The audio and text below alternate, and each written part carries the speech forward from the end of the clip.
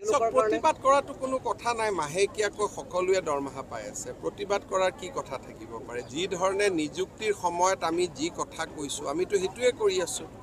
প্ৰতিবাদ কেতিয়া হয়? যদি এপইণ্টমেণ্ট লোৱাৰ সময়ত আমি কৈছিলোঁ যে 10,000 টকা দৰমহা দিম, পিছত যদি 6,000 দিওঁ, তেতিয়াহে প্ৰতিবাদ হ'ব পাৰে। আমি যেনেকৈ নিযুক্তি দিছিলোঁ তেনেকেই আমি কৰি আছোঁ। আমিতো কাকো প্ৰতাৰণা কৰা নাই। গতিকে প্ৰতিবাদৰ স্থলটো ক'ত?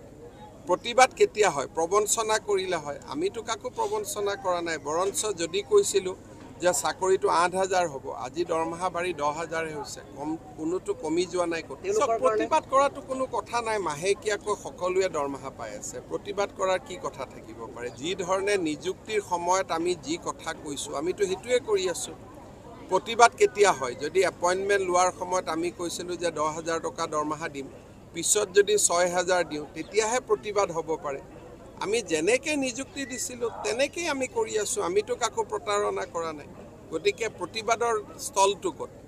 প্ৰতিবাদ কেতিয়া হয়? প্ৰবঞ্চনা কৰিলে হয়। আমিতো কাকো প্ৰবঞ্চনা কৰা নাই। বৰঞ্চ যদি কৈছিলোঁ যে চাকৰিটো 8,000 হ'ব, আজি দৰমহা বাঢ়ি 10,000হে হৈছে, কোনোতো কমি যোৱা নাই।